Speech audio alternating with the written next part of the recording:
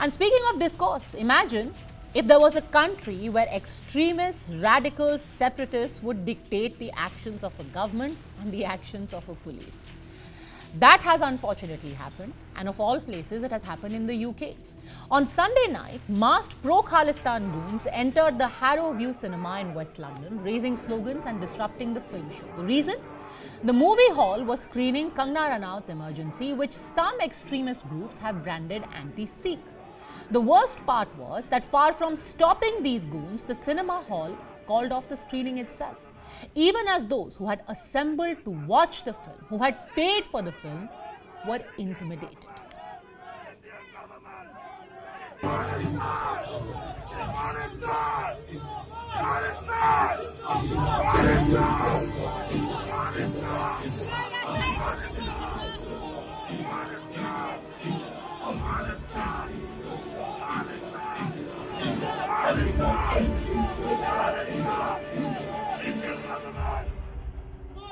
Indian government! Indian government! Indian government! Indian government! Indian government! Indian government! Yes, that's right. These were a bunch of people who didn't just call the government of a democracy, government of India, murderers, but also raised slogans for an imaginary Khalistan, raised pro-separatist, pro-secessionist slogans. And the police in UK, far from stopping them, shepherded out the filmgoers who had paid for their movie and were simply minding their own business. Eyewitnesses said that the cops who came on the scene said that the disruptors were well within their protest rights as long as no one was harmed. Despite many people wanting to continue watching the film, the manager simply said the screening has been cancelled. So, a group of masked, unknown, unidentified men who are intimidating others have their right to protest protected in the UK. But the people who are law-abiding, peaceful and just want to watch a movie with their family over the weekend don't have any protection for their rights. Interesting. And this wasn't limited to Harrow alone. Similar protests were seen in Wolverhampton, Birmingham, Slough, Staines, and Manchester. And all of these protests across the UK have ensured that the film has pretty much been pulled off from cinema halls across the country. Tory MP Bob Blackman raised this issue in the UK Parliament and asked if Khalistani terrorists are now going to be allowed to dictate to the UK what happens there, especially when the country's own censor board had passed the movie, a concern about freedom of speech and about the law being upheld that's echoed here in India. Sunday, many of my constituents gathered and paid for a screening of the film Emergency in the Harrow View Cinema. About 30 to 40 minutes into the screening of that film, masked Khalistani terrorists burst in and threatened members of the audience and forced the screening to end. I understand that similar disruption took place in Wolverhampton, Birmingham, Slough, Staines and Manchester. As a result, View Cinemas and Cineworld have pulled the film from being screened. Now, this is a very controversial film, and I don't comment on the quality or content of the film, but I do defend the right of my constituents and others to be able to view that film and make a decision on it.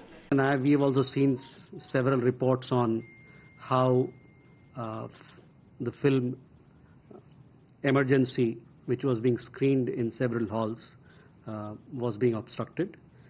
We consistently raise concerns with the UK government regarding incidents of violent protests and intimidation by anti-India elements.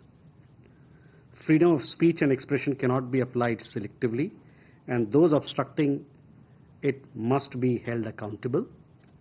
We hope the UK side will take appropriate action against those responsible.